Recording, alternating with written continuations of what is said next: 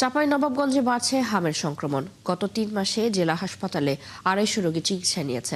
চলতি মাসে ২ জন সহ ৩ মাসে ৪ শিশুর মৃত্যু হয়েছে। বর্তমানে ভর্তি আছে ৭০ জনেরও বেশি। এর মধ্যে শুধু রবিবার ভর্তি হয়েছে ৪৬ শিশু। বেড সংকট দেখা দেওয়ার অনেকেই মেঝেতে জায়গা করে চিকিৎসা নিচ্ছেন।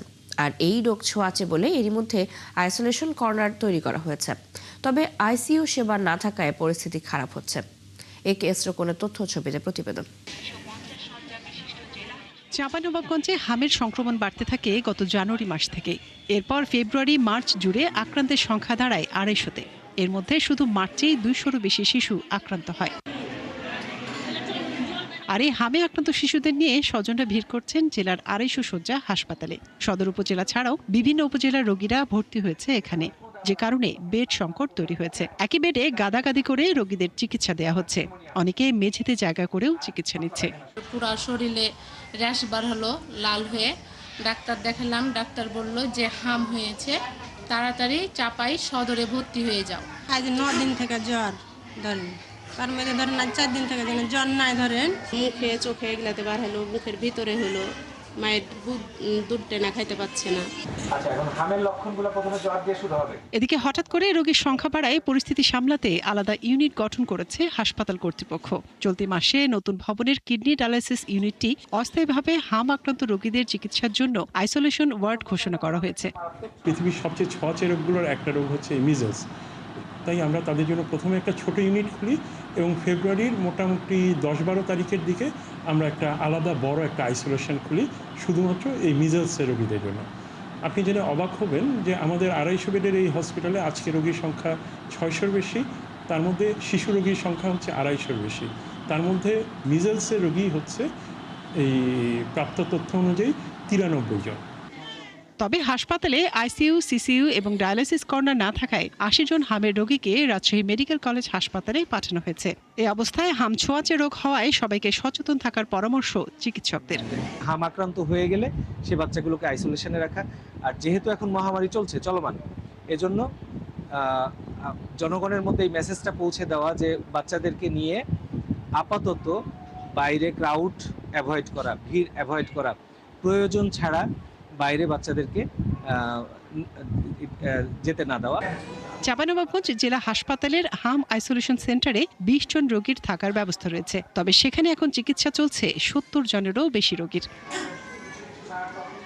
মনিরা কাজুরি, ৭১।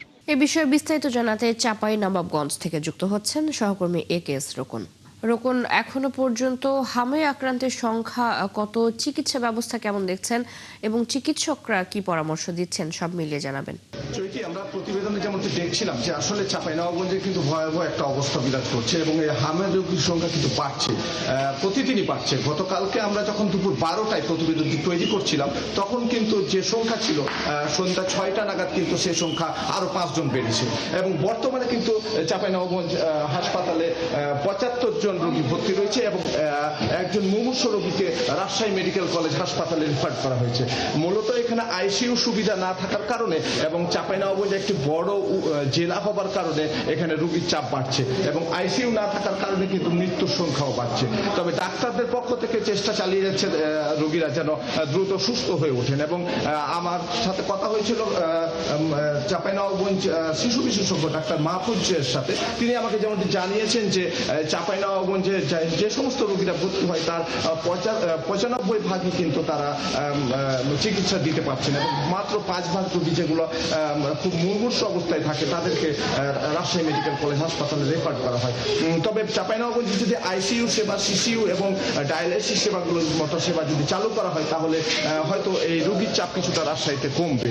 আর আরেকটি বিষয় হচ্ছে চাঁপাইনবাবগঞ্জের সবচেয়ে বড় উপজেলা কিন্তু শিবগঞ্জ উপজেলা। এই উপজেলা থেকেই মূলত বেশ কিছু রোগী, হামের রোগী সেখানে ভর্তি হয়েছে। আর আপনাকে আরেকটি বিষয় জানিয়ে রাখি যে ডাক্তারদের পক্ষ থেকে যেটি বলা হচ্ছে যে যেহেতু হাম একটি ছোঁয়াচে এবং সংক্রামক রোগ, যার কারণে কিন্তু জনবহুল যে সমস্ত এলাকা রয়েছে বা যেসব এলাকায় লোক সংখ্যা বেশি সেসব এলাকাগুলো শিশুদের নিয়ে যাওয়ার জন্য নিরুৎসাহিত করা হচ্ছে।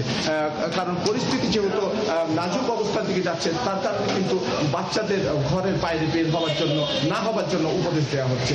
আরেকটি বিষয়, যে সমস্ত রোগী হামে আক্রান্ত হবে তাদের কিন্তু হাম ভালো হয়ে যাবার পরেও কিন্তু 3 মাস ঝুঁকিতে থাকে। এই জন্য এই 3 মাস কিন্তু তাদের যথেষ্ট পুষ্টিকর খাবার সরবরাহ করার জন্য বলা হচ্ছে। এই ছিল আমার কাছে সর্বশেষ অবস্থা। রোকন, ধন্যবাদ আপনাকে। আমাদের সাথে চাঁপাইনবাবগঞ্জ থেকে যুক্ত ছিলেন সহকর্মী AKS রোকন।